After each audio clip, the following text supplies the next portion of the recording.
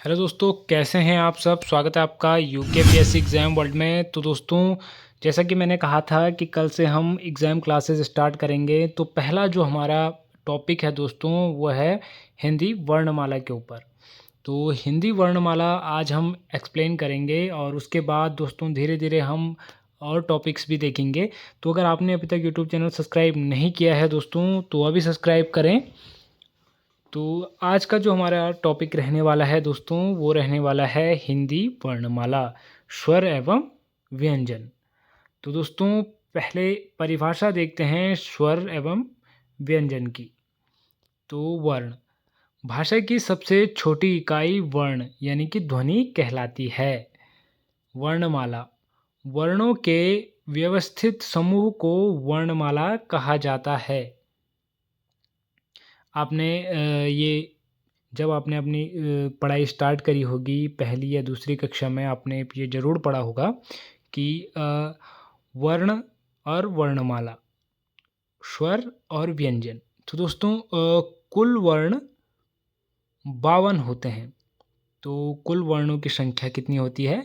52, जिसमें से 39 व्यंजन प्लस 13 स्वर।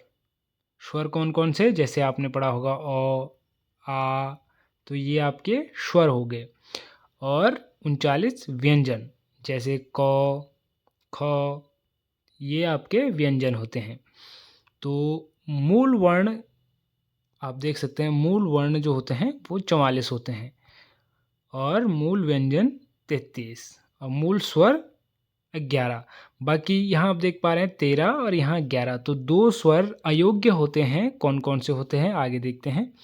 स्वर देख लीजिए, अ, आ, ई, उ, री, ए, आई, ओ, आओ, ये 11 मूल स्वर होते हैं और 2 अयोग्य स्वर होते हैं। कौन कौन से? अंग और अह, ये 2 अयोग्य स्वर होते हैं। कुल 13 स्वर होते हैं। ठीक है दोस्तों। तो आगे हम देखते हैं दोस्तों व्यंजन। तो व्यंजन, कुल व्यंजन 39 व्यंजनों की संख्या होती है। मूल व्यंजन जो होते हैं 33 होते हैं, 25 स्पर्शी व्यंजन और 4 अंतर स्पर्धा अंतःस्थ व्यंजन। तो ये दोस्तों 4 ऊष्म व्यंजन। तो संयुक्त व्यंजन 4, द्विगुण व्यंजन 2, ये आप देख सकते हैं। तो कुल व्यंजनों की संख्या दोस्तों आप यहाँ पे देखिए कि मूल व्यंजन 33 और बाकी जो बचे इसमें से वो आप देख सकते हैं 33 यहाँ पे मूल व्यंजन है। 33 कौन कौन से? 25 ये, 4 ये एंड 4 ये। तो ये टोटल मिला के 33 मूल व्यंजन। बाकी दोस्तों जो 6 बचे वो उसमें से संयुक्त व्यंजन 4 और द्विगुण व्यंजन 2, यानी कि टोटल 39 यहाँ पर व्यंजनों की संख्या होती है। तो ये आप ध्यान से देख लीजिएगा दोस्तों, मूल व्यंजन कितने होते हैं और संयुक्त व्यंजन कितने होते हैं, द्विगुण व्यंजन कितने होते हैं। ये एग्ज़ाम में क्वेश्चन आता है। उसके बाद दोस्तों बात करते हैं स्वर। स्वर, तो जिन वर्णों को बोले जाने पर किसी वर्ण की आवश्यकता ना पड़े, अर्थात स्वतंत्र रूप से बोले जाने वाले वर्ण स्वर कहलाते हैं। जैसे अ, आ, ई, उ, री, ए, आई, ओ, औ, अंग, अह। तो दोस्तों इन स्वरों को बोलने में, इन वर्णों को बोलने में किसी दूसरे स्वर की आवश्यकता नहीं पड़ती है। इनको आप स्वतंत्र रूप से बिना किसी दूसरे वर्ण की सहायता से बोल पा रहे हैं। इसका मतलब ये स्वर हैं। तो दोस्तों लेखन के आधार पर स्वरों की कुल संख्या 13 रखी गई है। तो लेखन के आधार पर दोस्तों स्वरों की कुल संख्या कितनी रखी गई है? 13। उच्चारण के आधार पर स्वरों की संख्या जो मूल स्वर मैंने बताया आपको उच्चारण के आधार पर, वो 11, क्योंकि 2 अयोग्य स्वर होते हैं, अंग और अह, अंग और अह। तो लेखन के आधार पर स्वरों की संख्या कितनी होती है? 13, और उच्चारण के आधार पर कितनी होती है? 11। तो ये दोस्तों मैंने आपको बता दिया कि 2 अयोग्य वह स्वर होते हैं, कौन से? अंग और अह, विसर्ग। ये होते हैं अनुस्वर और अंग होता है विसर्ग। आगे देखते हैं दोस्तों, स्वरों का वर्गीकरण। आगे हम देखेंगे स्वरों का वर्गीकरण। तो स्वरों का कितने भागों में बांटा गया है दोस्तों? स्वरों को 3 भागों में बांटा गया है। पहला है ह्रस्व स्वर, दूसरा है दीर्घ स्वर, तीसरा है लुप्त स्वर। पहला देखते हैं दोस्तों, ह्रस्व स्वर। जिन स्वरों के उच्चारण में कम समय लगता हो, जैसे अ, ई, उ, समय कम लग रहा है ना दोस्तों, तो ह्रस्व स्वर। दूसरा है दोस्तों दीर्घ स्वर। दीर्घ, जैसे कि आपको शब्द से ही पता चल रहा होगा, दीर्घ। जिन स्वरों के उच्चारण में ह्रस्व स्वर से अधिक समय लगता हो, जैसे आ, ई, उ, ए, आई, ओ, औ, तो दीर्घ स्वर। तो देखिए दोस्तों, ह्रस्व यानी कि जिन शब्दों को उच्चारण में कम समय लगता है। दीर्घ, जिन शब्दों के उच्चारण में ह्रस्व से अधिक समय लगता है, जैसे अ में कम समय लगा, आ में अ से ज़्यादा समय लगा। अर्थात अ ह्रस्व स्वर है और आ दीर्घ स्वर है। तीसरा देखते हैं दोस्तों, लुप्त स्वर। लुप्त स्वर। लुप्त स्वर का अर्थ है जिन स्वरों के उच्चारण में दीर्घ स्वर से भी अधिक समय लगता है, जैसे ओम, जैसे ओम या री। आप देख पा रहे हैं दोस्तों, ओम। तो लुप्त स्वर कौन से होते हैं दोस्तों? जिन स्वरों के उच्चारण में सबसे अधिक समय लगता है, दीर्घ स्वर से भी अधिक समय लगता है, उन्हें हम लुप्त स्वर कहते हैं। आई होप आप समझ पा रहे होंगे दोस्तों। अगर आपके मन में किसी भी प्रकार का डाउट है तो आप कमेंट बॉक्स में कमेंट कर सकते हैं। तो ये आप देख सकते हैं दोस्तों, ह्रस्व स्वर, दीर्घ स्वर और लुप्त स्वर। आगे देखते हैं दोस्तों, यहाँ पे नोट दिया गया है, ए, आई, ओ, औ को संयुक्त स्वर भी कहा जाता है। तो दोस्तों, ए, आई, ओ, औ कौन से स्वर हैं? ये हैं दीर्घ स्वर। तो इनको संयुक्त स्वर भी कहा जाता है।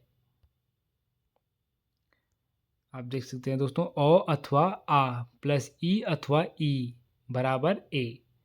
अ अथवा आ प्लस ए बराबर ए, यानी कि आ और ई के मेल से यहाँ पर क्या बन रहा है? ए। आ और ए के मेल से क्या बन रहा है? आई। और आ और ऊ के मेल से क्या बन रहा है? ओ।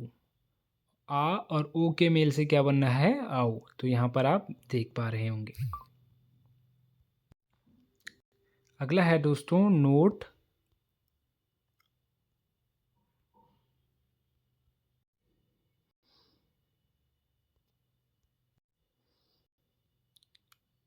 घोषत्व के आधार पर सभी स्वर घोष संघोष होते हैं, अर्थात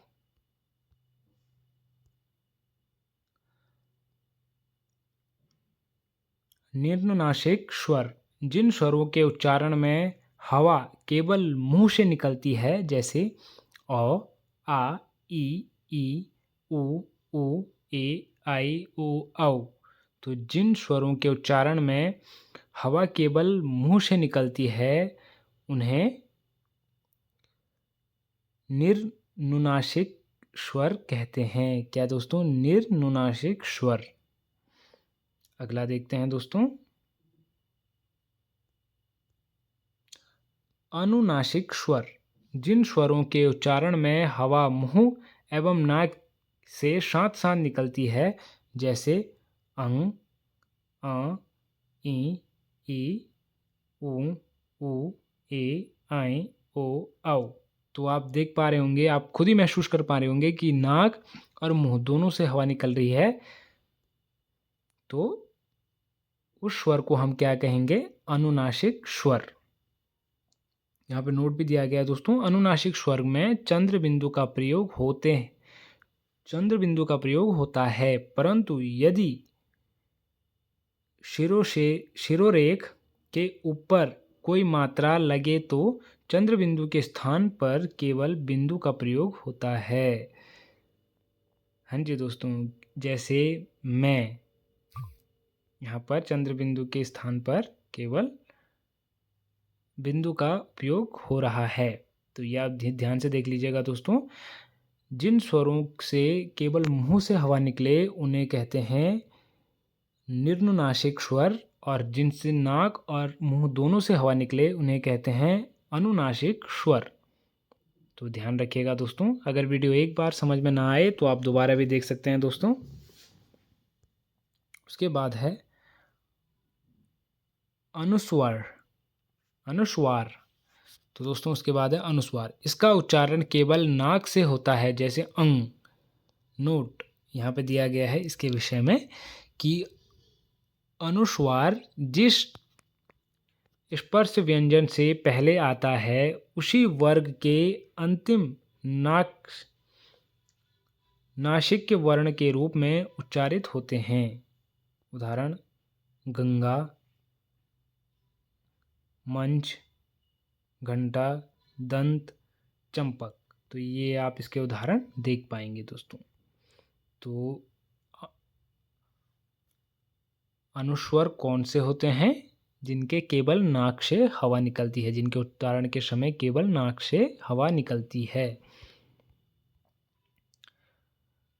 विसर्ग यहाँ पर अह दिया गया है, अहवा विसर्ग देख पा रहे होंगे। व्यंजन दोस्तों, व्यंजन किसे कहते हैं आइए देख लेते हैं। व्यंजन का अर्थ है दोस्तों जिन वर्णों को बोलने में स्वरों की आवश्यकता पड़े व्यंजन कहलाते हैं। व्यंजनों की कुल संख्या मैंने आपको पहले भी बताई थी कि 39 व्यंजनों की संख्या होती है, जिसमें से मूल व्यंजन 33 होते हैं। जिन व्यंजनों को बोलने में स्वरों की आवश्यकता पड़े, यानी कि जैसे आपको क बोलना है तो अ स्वर उसके पीछे आएगा ही आएगा, तो उसे व्यंजन कहते हैं।